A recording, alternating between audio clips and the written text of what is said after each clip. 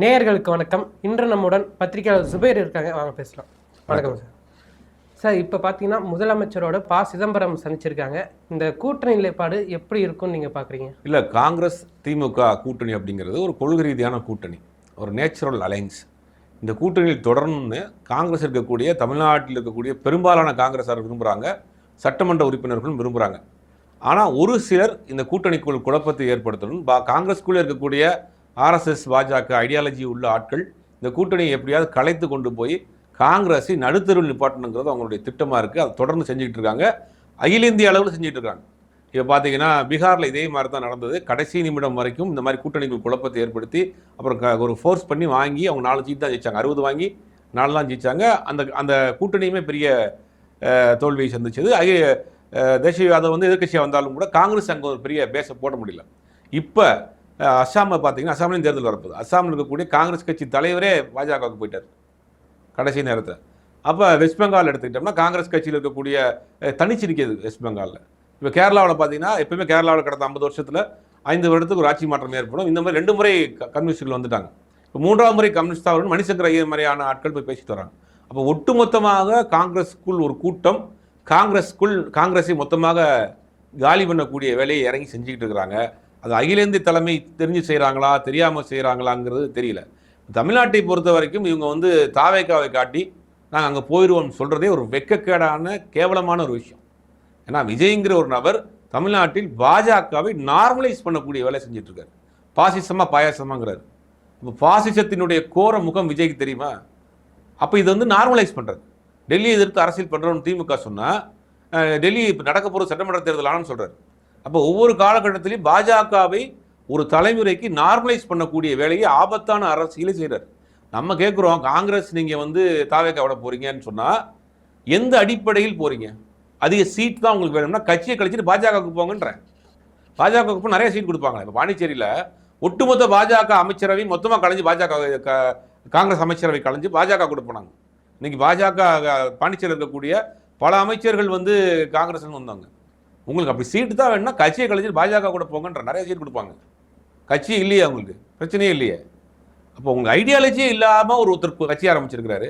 சரி, ஒருவேளை பாஜகவை திமுக கூட்டணியை விட விஜய் பலமாக எதிர்க்கிறாரு, நாங்கள் அந்த அணிக்கு போகிறோம் அப்படின்னா கூட ஒரு லாஜிக் இருக்குது. எனக்கு அவர் 10 சீட்டு கூட கொடுப்பாருன்னு நீங்கள் போனீங்கன்னா இது என்ன லாஜிக்? இது 50 வருஷம் ஆண்ட கட்சி செய்கிற அசிங்கமான வேலை இல்லையா அது?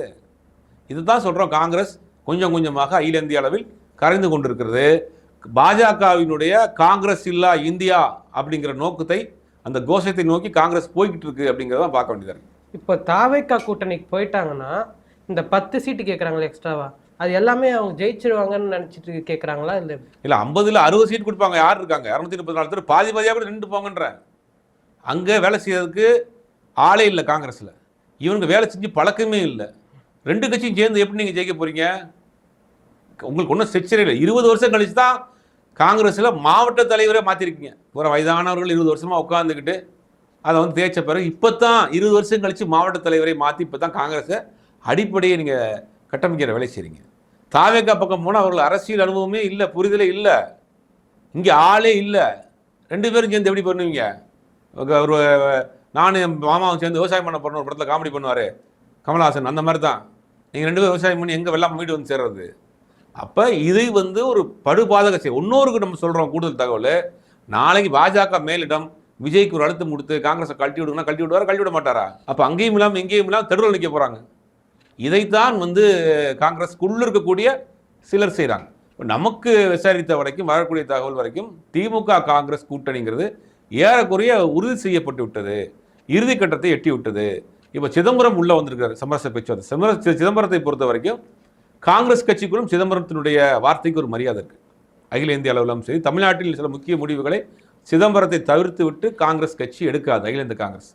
அதே மாதிரி திமுகவுமே சிதம்பரத்தின் மீது ஒரு மரியாதை இருக்குது. அந்த சிதம்பரத்தினுடைய பேச்சுக்கு அங்கே ஒரு மரியாதை இருக்குது. அப்போ இறுதிக்கட்டமான ஒரு பேச்சுவார்த்தையில் சிதம்பரம் இறங்கி இருக்கிறார். இது சுமூகமாக முடியுங்கிறதா சொல்கிறாங்க. அப்போ சுமூகமாக முடிந்தால் காங்கிரஸ் திமுக கூட்டணி தொடரும்.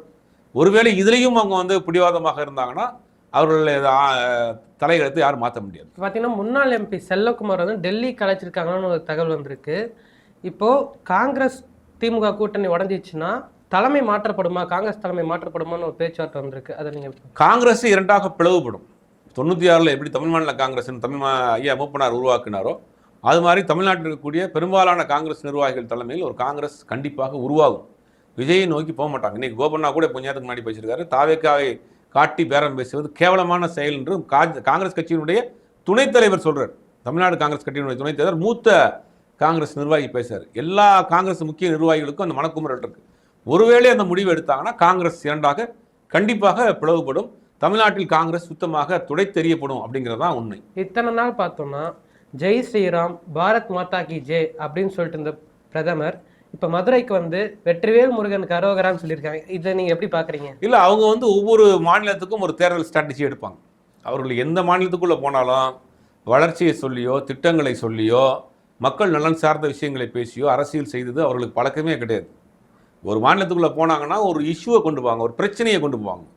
இப்போ நீங்கள் எடுத்துக்கிட்டீங்கன்னா நம்ம ஒரிசாவுக்குள்ளே போய் என்ன கேட்டாங்க, நாங்கள் பூரி ஜெகநாத் கோயிலுடைய சாவி ஒரு தமிழ்நாட்டில் இருக்குது, அது மீட்டு எடுக்கணும்னா எங்களுக்கு ஓட்டு போடுங்க. யூபியில் போய் என்ன சொல்லுவாங்க, நாங்கள் ராமர் கோயில் கட்ட போகிறோம், அதுக்கு எங்களுக்கு ஓட்டு போடுங்க. இப்போ தமிழ்நாட்டில் என்ன பண்ணுறாங்க, திருப்பரங்குன்றம் மலை மீது நாங்கள் தீபம் ஏற்ற போகிறோம், எங்களுக்கு ஓட்டு போடுங்க. அப்போ இங்கே தமிழ்நாட்டில் மக்களை பற்றி அவர்கள் சிந்திப்பதே கிடையாது.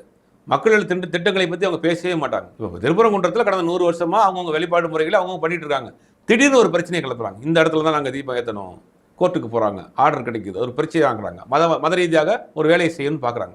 அதுதான் தமிழ்நாட்டு தேர்தலுக்கு திருப்பரங்குன்றம், ஒரிசா தேர்தலுக்கு பூரி ஜெகநாத் கோயில், யூபி தேர்தலுக்கு ராமர் கோயில், இதுதான் அவங்களுடைய திட்டம்.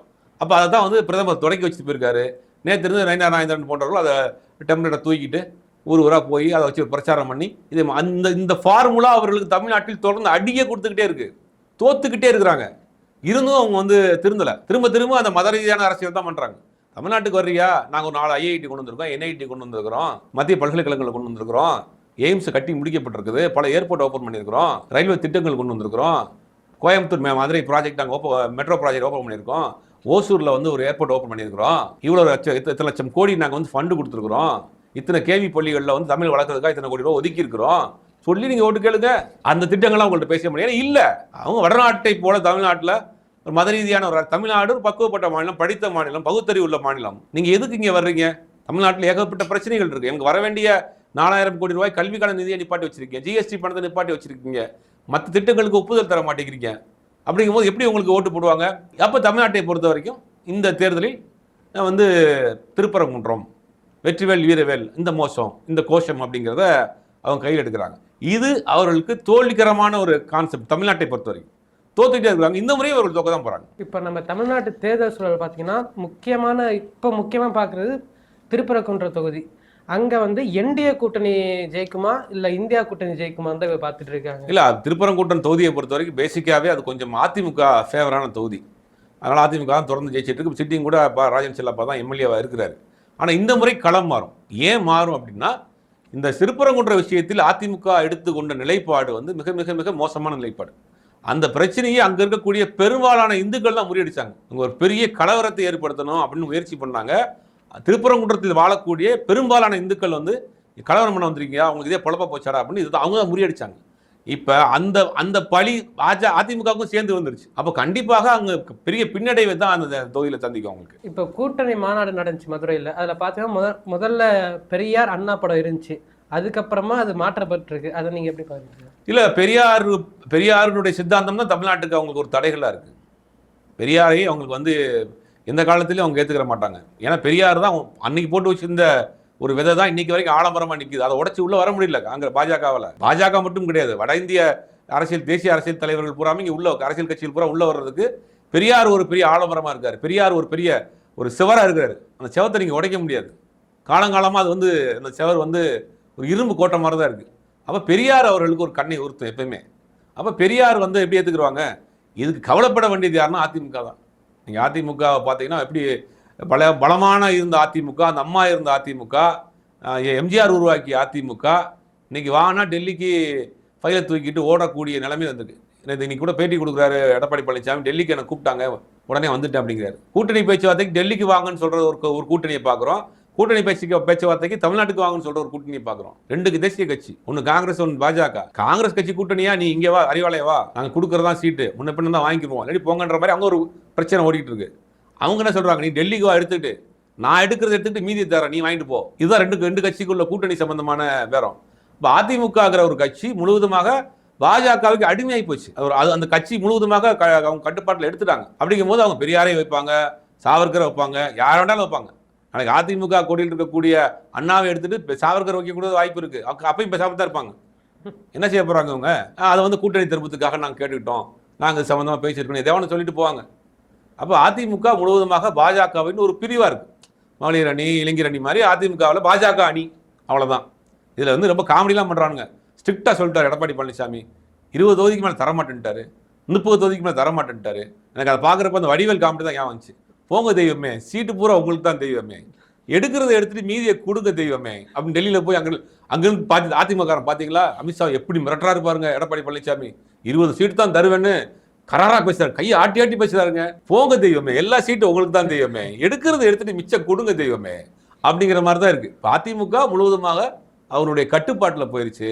இங்கே வரக்கூடிய தலைவர்கள் தான் சொல்றாங்க, தமிழ்நாட்டில் என்டிஏ சர்க்கார் தான். இப்போ கூட 2வது முறை வந்த பிரதமர் தான் சொல்லிட்டு போறாரு, என்டிஏ தான் தமிழ்நாட்டில். எடப்பாடி பழனிசாமி நான் இருக்கேன்றாரு. நீ இல்லை அப்படிங்கிறத திருப்பி சொல்றாங்க. இதுதான் அந்த அதிமுக பாஜக கூட்டணி. பாஜக பொறுத்த வரைக்கும் மதவாத அரசியலை தொடர்ந்து எல்லா மாநிலம் செஞ்சுட்டு இருக்காங்க. தமிழ்நாட்டு அரசியல் திருப்பி செய்யறாங்க. என்டிஏ கூட்டணியில முதலமைச்சர் வந்து பாஜக தேர்ந்தெடுப்பாங்களா இல்ல அதிமுக தேர்ந்தெடுப்பாங்க பெரிய கேள்வி இருந்திருக்கு. இதை நீங்க முதல்ல வந்து அவங்க வந்து ஜெயிக்கணும், அதுக்கு முதல்ல ஓட்டு போடணும். யார் தேர்ந்தெடுக்கிறாங்க? இல்லை, தமிழ்நாட்டை பொறுத்த வரைக்கும் அவங்களுக்கு ரெட்டலை தேவைப்படும். ஏன்னா அந்த ஒரு ரெட்டலைக்கான ஒரு பேஸ் ஓட்டு இருக்கு இல்லையா, அந்த ரெட்டலை தேவைப்படும். அதிமுகங்கிற ஒரு கட்சி தேவைப்படும். இப்போ அதிமுகவுக்கு தெரிஞ்சோ தெரியாமல ஒரு பொதுச்செயலாளர் ஒருத்தர் இருக்காரு, அதனால எடப்பாடி தேவைப்படும். இதை காமித்து அவர்கள் வந்து வாக்குகளை வாங்கிக்கணுங்கிறதா அவங்களுடைய திட்டம். முதலமைச்சராக ஒருவேளை நடக்கவே நடக்காது, நடந்தால் அப்படி தமிழ்நாடு இருக்காது. அப்படி ஒரு நிலைமை வந்துச்சுன்னா கண்டிப்பாக எடப்பாடி பழனிசாமி கிடையாது. கண்டிப்பாக 100க்கு 100% எடப்பாடி பழனிசாமி முதலமைச்சராக இருக்க அவங்க பாடுபட்டு இருக்காங்க, கண்டிப்பாக கிடையவே கிடையாது. அப்போ ஒரு பாஜகவை சேர்ந்த ஒருத்தர் நபரை தான் ஆக்குறதுக்கு அவங்க திட்டம். அதுக்குமே இப்போ இருக்கிற சூழ்நிலையை பொறுத்த வரைக்கும் அவங்களுக்கான வாய்ப்புகள் இல்லைங்கிறதான் தெரியுது. திமுக காங்கிரஸ் கூட்டணியை உடைச்சிட்டாங்கன்னா இந்தியா கூட்டணியிலிருந்து வெளியேறது திமுகவா இல்லை காங்கிரஸா? இந்தியா கூட்டணியே இல்லையே. இப்போ இந்தியா கூட்டணி இந்திய அளவில் பார்த்தீங்கன்னா தமிழ்நாட்டில் மட்டும்தான் இருக்குது. அப்போ இந்தியா கூட்டணியே உடையுது. யார் வெளியேறாங்கன்றது பிரச்சனை இல்லை, இந்தியா கூட்டணியே மொத்தத்துக்கு கொஞ்சம் உடையுது அப்படிங்கிறதா. அகிலேஷ் யாதவ், ஸ்டாலின், அப்புறம் ராகுல், இவங்க முக்கியமாக 4-5 கட்சி தான் இப்போ மேஜராக இருக்குது. இப்போ மேஜர் பார்ட்டியாக இருக்கக்கூடிய 40 சீட்ஸ் வச்சுருக்கிறோம் நம்ம. இப்போ இந்தியா அலையன்ஸில் 40 சீட்டுங்கிறது வந்து 10 சீட்டு காங்கிரஸ் இருக்குது, 10 போச்சா 30மே அகேன்ஸ்டாக மாறுது. அப்போ அகில இந்திய அளவுலேயே இந்தியா கூட்டணி இல்லைங்கிற ஒரு முடிவுக்கு வந்துடும். ஒரு ஆபத்தான ஒரு அரசியலாக காங்கிரஸுக்கு மாறிடும். அதை செய்ய போகிறாங்களா என்னங்கிறது தெரியல. இப்போ திமுக கூட்டணியிலேருந்து வெளியேட்டாங்கன்னா மீண்டும் காங்கிரஸ் எழுந்து வர்றதுக்கு வாய்ப்புகள் இருக்கா? இல்லை, அப்படி வெளியேறினா காங்கிரஸ் கட்சிங்கிற ஒரு இதே தமிழ்நாட்டில் அந்த இல்லாமல் போயிடும். ஏன்னா இன்னொரு காங்கிரஸ் இங்கே உருவாயிரும், டெல்லி காங்கிரஸ் இங்கே இல்லாமல் போயிடும். அது மீண்டும் நடக்க விடக்கூடாதுங்கிறது தான் எல்லாருடைய ஆசை. அகில இந்திய காங்கிரஸ் இருக்கா தமிழ்நாட்டில் ஒரு காங்கிரஸ் உருவாகும். அது காங்கிரஸ் சித்தாந்தத்தில் உள்ளவர்கள் பூரா சேர்ந்து ஒரு காங்கிரஸ் எப்படி 96ல் மூப்பனார் ஆரம்பித்தது மாதிரி இன்றைக்கி ஒரு காங்கிரஸ் உருவாகிறதுக்கான வாய்ப்புகள் இருக்குது. அகில இந்திய காங்கிரஸ் மீண்டெழுந்து வருவதற்கான வாய்ப்பு இல்லை. 3 வருஷத்தில் அங்கே பொது தேர்தல் வரப்போகுது. இவங்க அதையெல்லாம் ஒன்றும் யோசிக்காமல் வந்து இங்கே ஒரு 5 சீட்டு 10 சீட்டுக்காக தாவேக்காங்கிற ஒரு கட்சியை ஆரம்பித்து இவங்க வந்து காட்டக்கூடிய வேலைங்கிறது ஒரு கேவலமான அரசியலாக தான் இருக்குது. சரி, இப்போ பார்த்தீங்கன்னா டிசம்பர் மாதத்துலேயே டிவோர்ஸ் ஃபைல் வந்து தாக்கல் பண்ணிட்டாங்க. ஆனால் இப்போ தேர்தல் நெருங்கும் நேரத்தில் விஜயோட பேருக்கு களங்கம் விளைவிக்கிற மாதிரி திமுக அவங்கள லாயர்ஸை கூப்பிட்டு இது வெளியிட்டிருக்காங்க அப்படின்ட்டு தாவேக்காலாம் ஊட்டிகிட்டு இருக்கிறாங்க. தாவேக்காவை பொறுத்த வரைக்கும் இந்த விஷயத்தை பொறுத்த வரைக்கும் அவங்க வந்து ஒரு முதல்ல தெளிவாக புரிஞ்சுக்கணும், அவங்க லண்டன் சிட்டிசன், அவங்க இங்கே கிடையாது, லண்டனில் இருக்கிறாங்க. அப்போ டிசம்பர் மாதத்தில் அவங்க வந்து பெட்டிஷன் வந்து எழுதி கொடுத்துருக்காங்க அட்வொகேட்டை. அது பிப்ரவரி மாதம் ஃபைல் பண்ணியிருக்காங்க.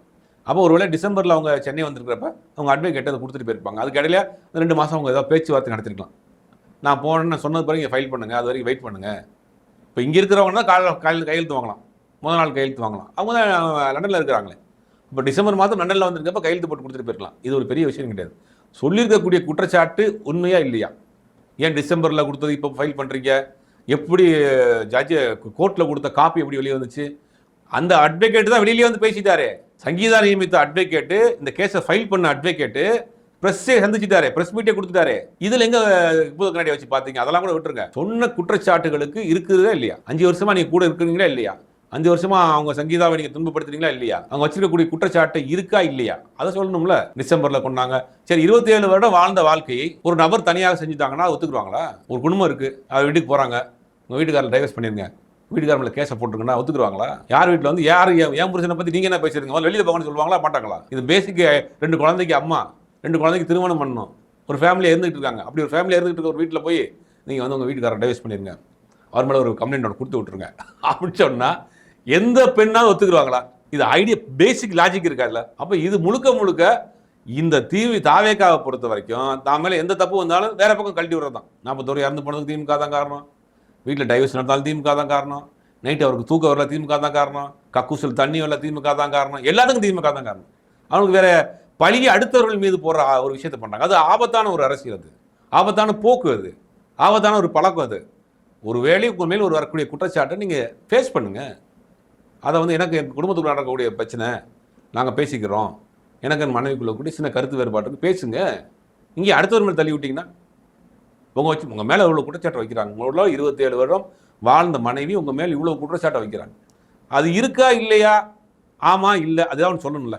இதுக்கு திமுக தான் காரணங்கிறது எந்த இடத்துல நான் அது தொடர்ந்து இந்த வேலையை தான் செய்கிறாங்க. அப்போ இந்த விஷயத்துலையும் திமுக தான் காரணம் அப்படின்னு பழியை வேற ஒருத்தர் மேல் போட்டுட்டு தப்பிச்சுக்கிற வேலையை தான் பண்ணுறாங்க.